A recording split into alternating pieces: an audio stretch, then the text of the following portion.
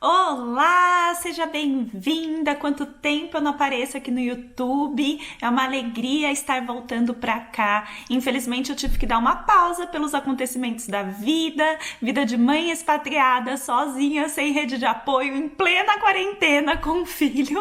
Não foi fácil, mas agora estou de volta. Espero conseguir gravar vídeo todas as semanas para vocês. Bom, nessa semana, no vídeo de hoje, eu quero te dar 5 dicas práticas para educar os bebês. Educar bebês de 0 a 2 anos com a educação empática. Essa é uma dúvida muito comum. Muitas pessoas acham que a educação empática ela é só válida para crianças maiores e não. Você consegue sim educar seu filho de 0 a 2 anos com as técnicas da educação empática. Então vamos lá?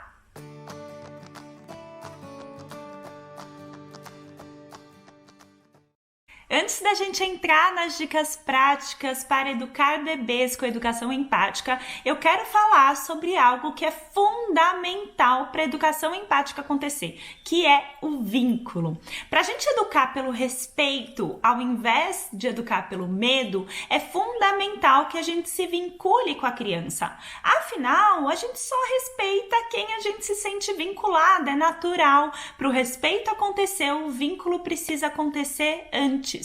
Além disso, a educação empática parte do princípio que cada criança é única e cada criança precisa de algo único. Eu te dou aqui dicas gerais, mas você vai precisar adaptar essas dicas à individualidade do seu filho, que é única, né? A individualidade do seu filho que é só dele. O seu filho é uma pessoa única e exclusiva que precisa de coisas únicas e exclusivas.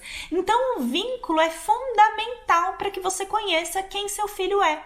Aproveite esse período de bebezinho, esse período em que ele é menos turbulento do que depois, no sentido de você tem mais tempo para se dedicar ao seu filho, mais tempo que ele aceite ficar no seu colo, que ele aceite o carinho, o aconchego. Aproveite, se vincule com ele, se conecte com ele. Essa deve ser a sua maior missão do período de 0 a 2 anos. Claro que essa missão ela continua depois, mas se de 0 a 2 anos você se vincular com o seu filho, você formar um bom alicerce de vínculo, depois fica tudo mais fácil. Tá bom? Então vamos lá para a nossa primeira dica de como educar crianças de 0 a 2 anos.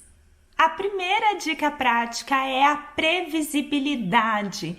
Bom, as crianças precisam ter previsibilidade para se sentirem seguras. Quando as crianças se sentem seguras, elas se sentem mais propensas a prosperar, a arriscar. A principal missão do seu filho nesse primeiro período de vida é perceber que o mundo é um local seguro, que ele pode arriscar, que ele pode testar, que ele pode buscar evoluir e se desenvolver.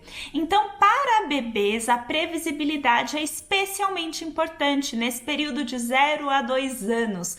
Para que isso aconteça, muitas vezes as rotinas ainda não conseguem ser tão estáveis assim, então crie rituais. Você pode criar rituais para a hora do banho, para a hora da refeição, para depois do banho, para a hora da amamentação, para a hora que você acorda. Vários momentos do dia você pode ter pequenos rituais para que o seu filho saiba o que está por vir, para que o seu bebê entenda o que vai acontecer e dessa maneira ele se sinta segura. Esses rituais, eles precisam ser adaptados ao longo do tempo, né? Um bebê recém-nascido, por exemplo, o Gabriel, ele topava e amava fazer chantala até, sei lá, até ele começar a andar, até 1 ano e pouquinho. Ele começou a andar e ele não topou mais a chantala por um tempo. Então o ritual precisou ser adaptado, mas é interessante que você sempre tenha um ritual para os diferentes momentos do dia para que o seu bebê se sinta seguro. A segunda dica prática que eu quero te dar é respeite a concentração do seu filho, respeite a concentração do seu bebê. Tem uma máxima, uma frase para educação dos filhos que é: tá quietinho, não se envolva. Se o seu bebê tá quietinho, às vezes ele pode até estar balbuciando, tá assim falando, né? Parece que eles estão dando uns gritinhos de reclamação, mas não é. Muitas vezes o bebê tá se auto-entretendo. Se ele tá quietinho, se ele tá concentrado em alguma atividade, qualquer atividade de que seja, pode ser olhar o mobile do quarto, pode ser, enfim, ficar mexendo com um brinquedo no chão. Respeite essa concentração. Permita que essa concentração aconteça, porque é através da concentração que o seu filho aprende. A concentração é extremamente importante para a criança começar a identificar coisas que ela gosta de fazer. E acredite, no futuro, quando ele tiver mais explorador, você vai querer que essa concentração seja fácil e que ela aconteça. Normalmente, por ser bebezinho e a gente ainda tá nessa fase de encantamento com o bebê que acabou de nascer, a gente muitas vezes acaba atrapalhando a concentração dele, né? Eu vi que ele acordou na babá eletrônica, eu vou lá correndo pegar ele do berço. Isso não é necessário. Respeite a concentração dele, olhe, espere ele efetivamente te chamar. Voltando lá para o vínculo que a gente comentou no começo do vídeo, os bebês já se comunicam com os adultos. Mesmo que não usando palavras, eles se comunicam pelo olhar, eles se comunicam pelo tom de voz, né, pelo tom dos gritos. Então, aproveite esse vínculo para entender como o seu filho se comunica com você. Dessa forma, isso vai te ajudar a respeitar os momentos que ele está concentrado, que ele não está querendo uma interação, e os momentos que ele está, sim, desejando a interação. A concentração é fundamental para que depois o seu filho desenvolva a calma e desenvolva o que a gente chama de flow, que ele entre numa atividade, consiga concluir essa atividade até o final. Terceira dica prática é sobre o uso do não.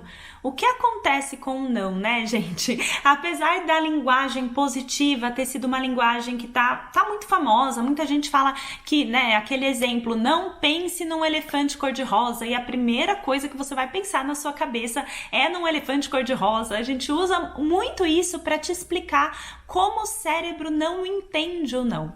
Mas eu queria te explicar de um jeitinho diferente aqui. A verdade é que o não, né, a negação, ela exige do nosso cérebro dois passos distintos. O primeiro passo é elaborar a imagem. Então, quando eu falo para você não pense num elefante cor-de-rosa, você elaborou a imagem do elefante cor-de-rosa no seu cérebro. E o segundo passo é ir lá e negar essa imagem, falar essa imagem não. A criança, principalmente bebezinhos assim, eles não têm essa capacidade de concentração tão grande ainda. A mente dele ainda não está preparada para ficar tanto tempo pensando numa coisa. Ele realmente se esquece do que ele estava pensando no meio do caminho. Então, o não é inútil para a criança. Esse é o grande problema, porque o cérebro dela tá lá formando a imagem, e antes que ele consiga se negar, a criança já foi lá e já fez o que ela queria fazer, porque a criança não tem o autocontrole. Então, gente, usar o não é dar um tiro no pé. Aproveite esses momentos que o seu filho é bebezinho para você treinar o uso da linguagem positiva, treinar o uso do sim. E como você faz isso? De duas formas. A primeira forma é se perguntando: o que ele pode fazer então? Se ele não pode pôr o dedo na tomada, o que ele pode fazer então?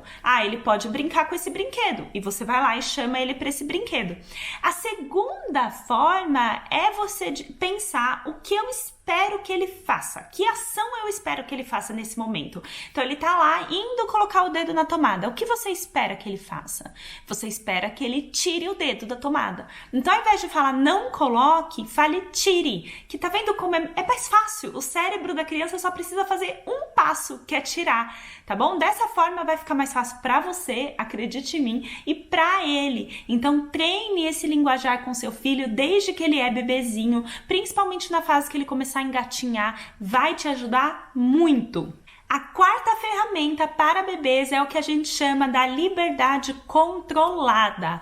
O seu filho nasceu para ser livre, ele nasceu para ser quem ele é chamado a ser, para ele fazer o que ele é chamado a fazer nessa vida. O grande ponto é que um bebê, né, uma criança, ainda não tem maturidade cognitiva para entender a consequência de todas as suas escolhas e com isso exercer a liberdade plenamente. Mas o nosso papel na educação educação é preparar os nossos filhos para que eles sejam livres no futuro. E daí essa preparação, ela começa no nosso dia a dia, do jeito que a gente age com a criança. Com bebezinhos, existem duas formas da gente fazer essa liberdade controlada, da gente treinar a criança para ela ser livre no futuro. A primeira forma são as escolhas. Você consegue dar escolhas para o seu filho desde que ele é bebezinho. E como que você faz isso? Quando, por exemplo, na introdução alimentar, você vai dar a refeição dele. Mostre para ele uma banana e uma maçã. Veja o que ele escolhe, né? Mostre para ele uma beterraba e um tomate e veja o que ele escolhe comer. Quando você mostra para a criança, lembra que a comunicação dele não vai ser uma resposta, eu quero um tomate, mas ele vai provavelmente tocar no que ele quer. Entenda isso como uma resposta dele, exerça essa liberdade controlada, exerça esse poder de escolha. A segunda forma da liberdade controlada acontecer é no próprio processo de exploração. Então pensa que o seu papel é como se fosse limitar o lugar de exploração do seu filho para que ele se sinta seguro, né? Então limitar no sentido de um tapete. Você pode colocar um tapete ali quando a criança está sentada para ela entender que é ali que ele tem aquele espaço preparado para ele explorar, que o resto da casa talvez não esteja preparado para ele explorar. Então você vai preparar aquele tapetinho. Daí você vai colocar 2 ou 3 brinquedos, não coloque muito, porque nessa fase a criança não consegue se escolher ainda, ela não consegue se entender para escolher, se entender o que eu desejo, o que eu quero para então escolher. Então coloque poucas opções ali ao redor da criança, ao redor do bebezinho e permita que ele escolha, permite que ele explore aquele ambiente, não fique querendo dar as coisas na mão dele, deixa que ele vá lá e que ele busque, né? Além disso, a própria exploração do ambiente é interessante para o seu filho. Tente não deixar no alcance dele coisas que ele não pode tocar. Porque, de novo, a criança nessa fase não tem autocontrole, então você vai ficar maluca, né? Tire coisas de vidro, tire portas-retratos que o seu filho não pode tocar da altura dele, suba, né? Coloca numa altura que ele não possa alcançar, que ele não consiga alcançar e deixe o ambiente preparado para que ele possa exercer essa liberdade na própria casa dele. É fundamental para que depois ele aprenda a fazer escolhas quando chegar à idade certa, escolhas que sejam mais maduras, que exijam maior nível de consciência de si mesmo. A quinta ferramenta é atenda todas as necessidades do seu filho quando ele é bebê. Isso é fundamental. O bebê, gente, ele é extremamente vinculado com si mesmo, extremamente conectado com as suas próprias necessidades. Principalmente aí até os 9 meses, o bebê não tem tantos desejos ainda, ele tem mais necessidades. E é fundamental que você atenda o choro, que você atenda o pedido, atenda a necessidade do seu filho, porque é nesse atender que ele continuará vinculado a si mesmo quando ele for maior, quando ele for adulto. Olha quantos adultos hoje em dia não são vinculados com a sua própria necessidade, não são vinculados com o que desejam, com o que esperam fazer. Nessa primeiríssima infância, nessa etapa de bebezinho, atender às necessidades do seu filho é mostrar para ele que a necessidade dele é justa, que o choro dele é válido, que os motivos por trás desse choro são honestos e que você tá lá para ele. Essa etapa é fundamental para que depois ele seja capaz de se acalmar sozinho.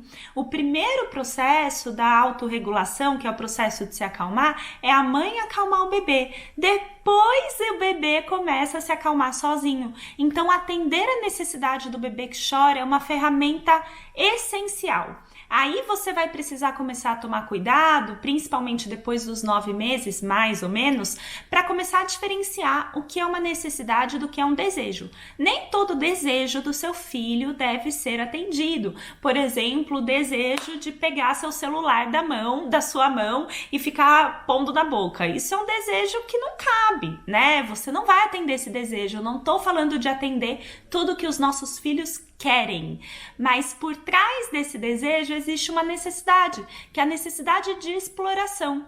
Essa necessidade é justa e você precisa atender para que a criança entenda que ela tem ali o espaço dela, que aquela necessidade dela é digna e para que ela se conecte com essa necessidade e busque atendê-la. Então você vai se perguntar, tá bom, eu não posso dar o celular para ele, isso é um desejo que não faz sentido, mas ele tem uma necessidade de exploração. O que eu posso dar para ele explorar então? Então, diante de todo pedido do seu filho, você vai começar a identificar o que é um desejo e o que é uma necessidade nesse pedido e separar essas duas coisas e atender às necessidades sempre. Era isso que eu tinha preparado para o vídeo de hoje. Eu espero que você tenha gostado. Me conta aqui nos comentários o que você achou. Um grande beijo e até semana que vem.